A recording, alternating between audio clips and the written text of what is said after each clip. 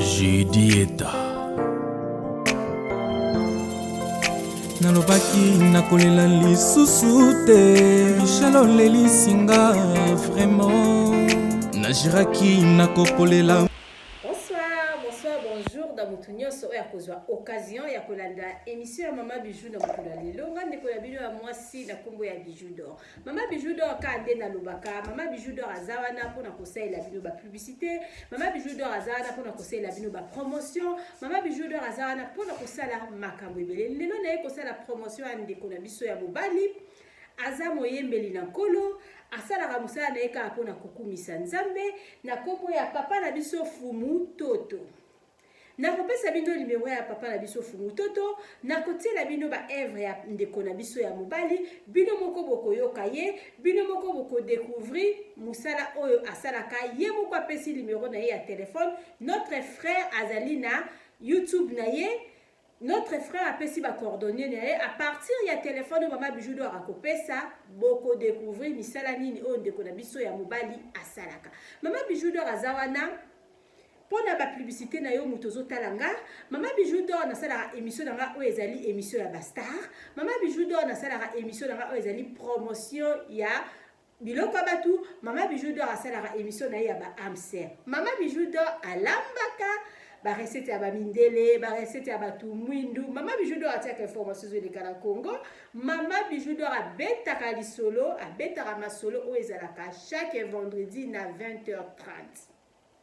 Vendredi ya lobby ndeko nanga oyo zotalanga ko hésiter te betaka ka Bidor TV la patronne na kati ya YouTube okomona Mama Bijou kota na kati ya live ya Mama Bijou ko banda na 20h30 zala wana parce que Mama Bijou do dalingi to solo la parce que zala ndeko moko ya bengi ngabi Mama Bijou do beta li solo nanga pona ezala mwana mwasi moko boye ayebisa nga toujours mobali ya mutu azala raté siko na lingi na yeba est-ce que ça est solo yango naza ko inviter bino vendredi na 20h30 bozala wana ebele pona to meka to solo la to yeba na likambo ndeko na biso ya mwasi atuni Mama Bijou soki eza bongo. Mama Bijou d'or nazala émission na to sambelaka elongo ezalaka chaque dimanche kambami na ndeko na biso ya mwasi mama na biso na kombo ya Bea. Chaque dimanche na 19h tozala wana pona to sambela parce que Mama Bijou d'or alobaka sanzambe bobulu sanzambe me bomoni Mama Bijou te parce que yende mutu abatelaka nga yende mutu apesaka nga makasi yango wana na tika journée à dimanche kaka pona lokumu na ye. Mama Bijou d'or nalobaka so za lisolo na yo confie nga pesa nga lisolo na yo nakobeta kaka ndenge yo kolinga soko lingi na tanga kombo na yo na ndenge ya malamu na kotanga ndenge na kombo na yo na ndenge ya malamu soki pe olingi na pesa mboka oyo vandi na kopesa mais Mama Bijou d'or kaka ndenge na lobaka Mama Bijou d'or atanga ba kombo batu na ndenge ya mabete Mama Bijou d'or asala ba polémique moko inutile te Mama Bijou d'or asala ba analyse moko ya buzoba te osala ki na bino makambo na bino soki andeni Mama Bijou d'or na ya kobebisa tananga pona na vanda na banda kosala ba analyse ya makambo buzoba Mama Bijou d'or asalaka yango te. Mama Bijou d'or nga nazalaka mpona ba conseil Mama Bijou d'or na sepela mingi na ba soutien na bino nde bobengaka nga nde bopesa nga conseil na lobaka mingi nde kopesa nga courage parce que musala oyo eza musala moko boye na tangeli yango classe te eye nango kaka boye nazala bezo courage nga soko yeka mpona ko décourager nga vraiment Mama Bijou d'or na kosenga yo pardon ko poussa na kutu pembeni nga te parce que nga nazala besoin ya bato bazo kopesa nga courage j'aime na yo commentaire na yo yango nde kosala Mama Bijou d'or azala yango nde mte kosala Mama Bijou d'or azwa courage mpona koya kobetela bino masolo nalobi na yo chaque vendredi na 20h30 ndeko na nga ya mwasi ndeko na nga ya mobali bato nyonso tu bosepelaka na mosala Mama Bijou d'or asalaka bakamaradi na nga membre ya famille donc famille ezalaka te ke il faut mutu bobotama na ye mama moko famille ezalaka biso so toza ba famille biso tozali ndeko mutu nyonso to yo yebinga nga naza ndeko na yo naza sœur na yo donc soutenir nga na musala na nga pona Mama Bijou d'or asepela. Merci na babone na ngande bo pesanga confiance ndenge bo s'abonner na Bidor TV. Mama Bijou D'or nazo ba Bidor TV nde makambo bo continuer ko s'abonner massivement bo fina croche wana ya notification pour na makambo nyo surtout Mama Bijou D'or atiaka bo monaka. Nazo tela bino ndeko na biso ya mobali boyo kaye après Mama Bijou D'or nazonga na ko yebisa bino eloko nini ndeko na biso ya mobali alingi. Et puis la pesa bino numéro na ye d'abord bino moko boyo kaye Mama Bijou D'or nazo ko zongela bino sikoyo ndeko la biso ya mobali yeyo. Ok. Bonjour mes amis, mes frères et sœurs. Ngai ezali ndeko na bino Fumuntoto Lucas le chercheur. Bandeko nazali moko ya bayembi kati na nkolo yawe. Topesaka nkembo pe lokumo na yawe kati na loyembo. On a vu notre Fumuntoto Lucas azali compositeur chanteur on a lokumu na Yahweh. Vraiment oyo alingi koyeba misala na biso kota na chaîne na biso ya YouTube na kombo ya Fumuntoto TV. Alors Fumuntoto TV avec F-H-I-M Ntoto TV. Alors okomona misala na biso likuna à part koyembela Yahweh tozali bato salaka ba motivation pour motiver batu la conscience na batu na tina ete tokende liboso. Vraiment bandeko na ngai numéro na ngai contact ezali 0244 949 12 96 16. Azongeli numéro na ngai ya contact ezali 0244 949 12 96 16 na suka. Bako balingi ba contacter ngai numéro ezali wana. En tout cas vous serez les bienvenus. À Facebook tozali, na YouTube tozali, na WhatsApp tozali. Soko lingi pe ozwa biso à partir ya Mama Bijou D'or. Vous contacter pe Mama Bijou D'or akoyebisa bino akopesa bino ba détails nyonso concernant ndeko na bino Fumuntoto Lucas les chercheurs. Merci beaucoup mokili yawe apambola pe asunga na maso tozali longodi. Ok, bon, tu comprends ndeko na biso ya mobali ye moko ndenge se présenter apesi bino numéro na ye ya téléphone ndeko na biso azali moyembeli na kolo azosala kaka musala ya nzambe ndeko na biso aza wana kaka mpona kopesa conseil ndeko na biso azosala makambo ebele bato ya kosoutenir bango wana bato bazoyembela nzambe bato bazosala musala kaka mpona lokumu ya nzambe bosoutenir ndeko na biso ya mobali numéro na ye apesaki Mama Bijou D'or wana azopesa bino lisusu numéro ya ndeko na biso. Soko zata msusu na difficulté ya kozwa ye ata ba numéro topesi Mama Bijou D'or na lobi aza na chaîne YouTube na ye soko beti kaka ndenge ya lobi wana okoti okomona makambo na ye nyonso tu oye asalaka eza na kati ya chaîne YouTube na ye. Mama Bijou soko za pe na difficulté oza na besoin ka ata msusu olukala nu Mama Bijou po yeba ba information na ye bien contacter nga na numéro oyo eza na se wana Mama Bijou D'or na solola na ye na kokutisa bino mibale isaji tosala conférence modèle ya nini ya tout ça la conférence na YouTube na WhatsApp to ça la conférence to so la biso misato batu bazala besoin ya kosunga bango bazali oya ko muto azomona na déjà na ba projet ebele azosala déjà musala na ye kitoko batu nde tokoki kosunga bango oyo to tia loboko na musala ya ndeko na biso ya mobali to soutenir ye ozala besoin ba vraiment ya ebele benga na numéro o Mama Bijou D'or azopesa 00244 94 91 29 616. Mama Bijou D'or abandeli lisusu 00244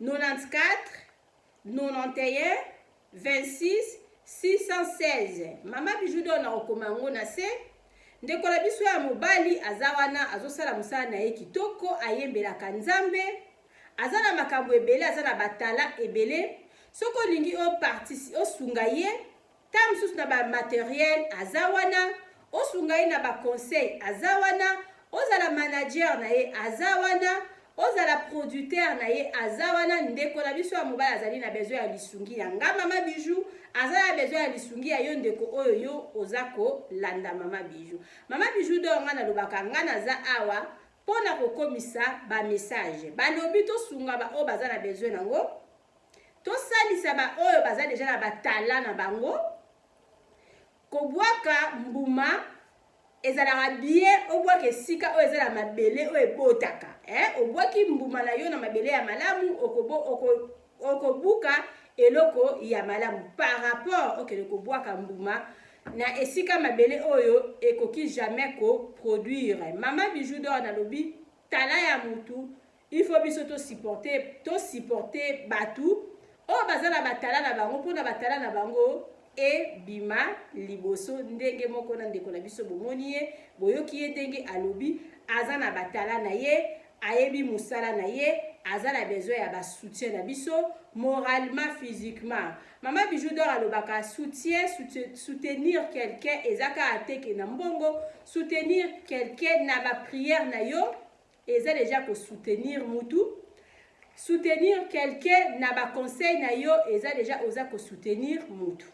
Pourquoi pas au soutenir mutu ta mususu na musala azosala azala micro te azana caméra ya malamu te pona nini te soko sepela ta musu na musala ya Mama Bijou omoni ke Mama Bijou d'Or image na ye bimara bien te ozana ona mbongo na yo olingo soutenir Mama Bijou d'Or na musala na ye numéro Mama Bijou d'Or akomaka wana ndenge moko pe na ndeko na biso nakomi numéro na ye na pesi bino numéro na ye et puis nakopesa bino nakokomela bino lisusu numéro na ye o motema na yo ebeti osepeli na ndeko ndenge alobi ozala besoin osolola na ye yo moko contacter ka na numéro o bozomona awa numéro o eza na se okozwa ndeko na biso ya mobali bokosolola na ye kitoko olingo luka Mama Bijou mpona barenseignement ya ndeko na biso Mama Bijou d'Or nakopesa yo barenseignement ya ndeko na biso malamu na détail moko parce que Mama Bijou d'Or alobaka commentaire mingi c'est pas bien soko ozala besoin ya mutu luka ye bosolola na ye ndenge moko pe Mama Bijou d'Or nga pe nalobaka musala na nga nazosala nalingaka bacritique te soko ozala na besoin conseiller Mama Bijou c'est mieux luka nga moko pesanga conseil nakoyoka yo Mama Bijou d'Or alobaka ezala ba conseil mususu ezalaka ya kozwa na oyo ya kozwa te donc c'est ça numéro Mama Bijou d'Or ezalaka wa ezawana na se ozala besoin babeta lisolo na yo Mama Bijou d'Or azwaka basolo oyo epesaka conseil ekopesa nga moko Mama Bijou d'Or conseil ekopesa bato balandaka Mama Bijou d'Or conseil ta mususu yo moko mutu opesi lisolo na yo oza pe na besoin ta mususu ozwa conseil quelque part ta mususu na bato babengaka Mama Bijou ta mususu na bato bakomaka ta mususu elobeli Mama Bijou d'Or akoloba pasi nga nalobaka opesa nga lisolo ezala ozala oyoka nsaki ozalaki na tort nga na kobeta lisolo nga na koloba na yo oyo esengelaki ke naloba na yo place ozalaki na tort na koyebisa na biso ya ndeko na ngai ya mwasi place boye yo moko na lumeka kotala place oyo modele nini okumbelaki ta mususu vi na yo ndenge moko ndeko ya uti opesa nga lisolo abi Mama Bijou d'Or camarade na ngai achangea eloko nini esalaka moto achange estce moto abotamaka na motema mabe ou bien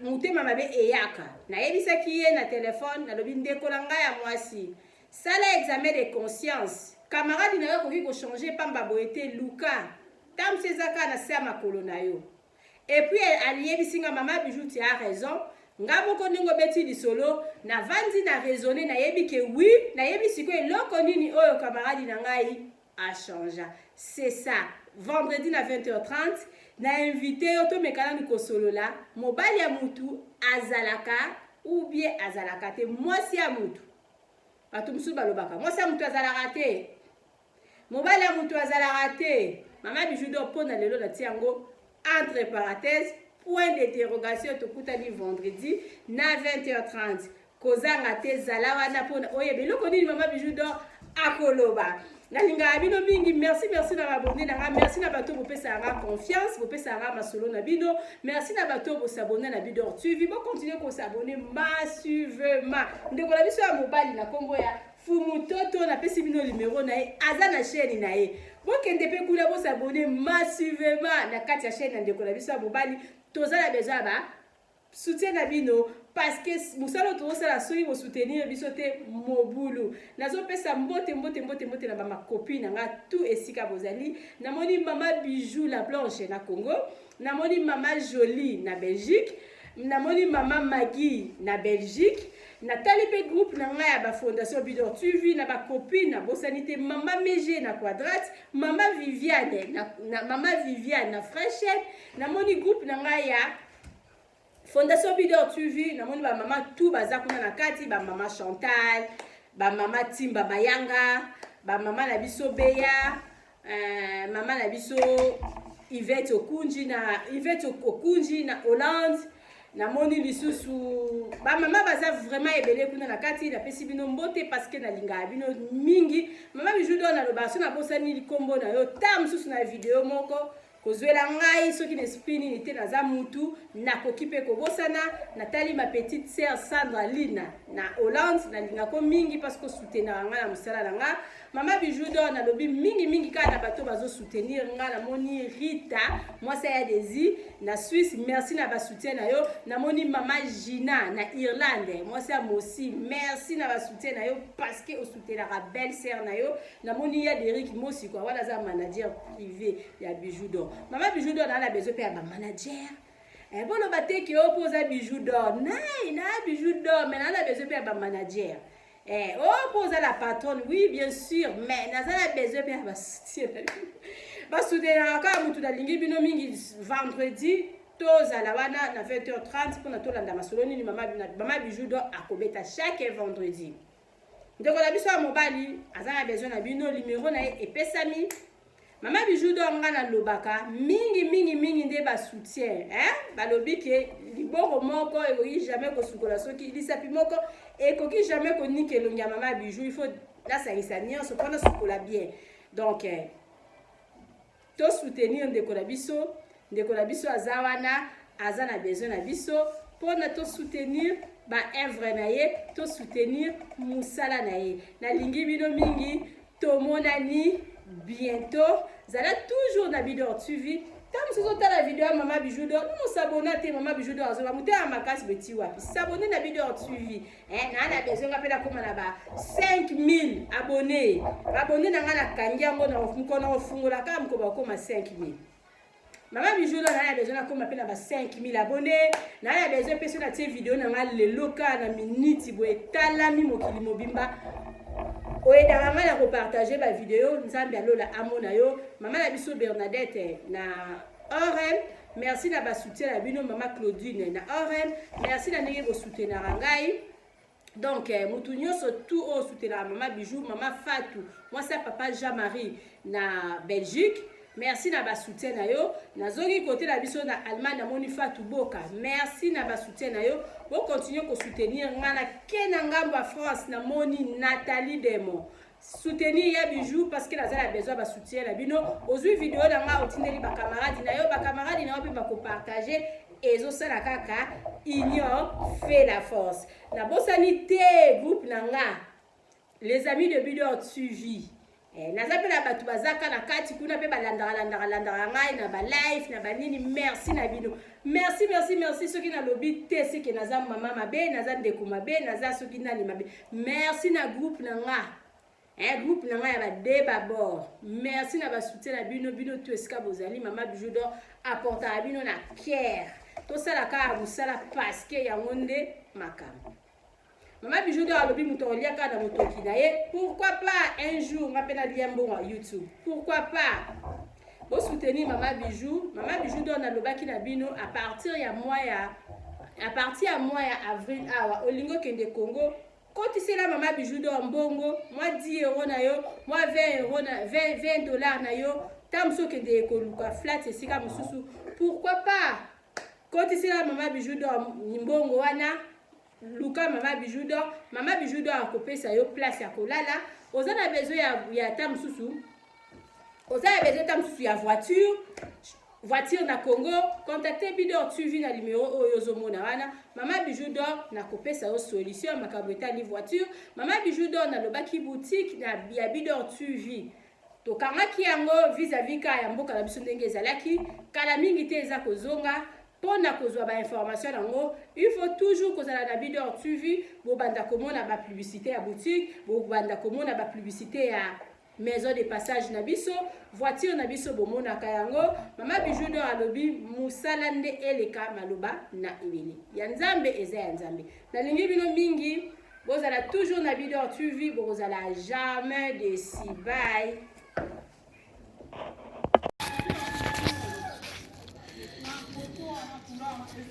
Salut, j'espère que vous allez bien. En fait, c'est plus pour les diasporas. C'est donc qui veulent passer leur séjour ici à Kinshasa. Alors pour tous vos déplacements, il y a une voiture à louer qui est là, marque Hyundai. La voiture elle est confortable, donc climatisée et tout. Donc la voiture répond vraiment aux normes. Alors pour tout contact, veuillez contacter Bidor TV au numéro qui suit, plus 49 17 85 52 23 11. Donc je réponds pour une meilleure compréhension. Plus 49 17 85 52 23 11. Donc la voiture elle est là, marque Hyundai. Donc voilà. Donc ici nous sommes à Kinshasa. Donc pour tous les diasporas, pendant tous vos séjours à Kinshasa, voilà la voiture elle est là pour vos déplacements et tout. Donc partout où vous voulez y aller, la voiture elle est là. Donc vraiment, veuillez contacter Bidor TV et vous ne serez pas déçus. Merci et bye. Oui, botali vidéo na biso ya publicité voiture na biso eza na Congo moto lingo kende na yo Congo contacter Bidor TV na voiture oyo tu komona okozala jamais déçu parce que mama Bijou D'or alobi eza po na biso ba diaspora. Mama Bijou D'or naza na besoin ya ba partenaire. Yo partenaire place aux alliés, contactez Mama Bijou D'or. Mama Bijou D'or a besoin de micro, Mama Bijou D'or a besoin d'un ordinateur. Vous sepelez na musala nanga soko lingi au soutenir Mama Bijou D'or na musala na ye numéro nanga ezawana. Merci.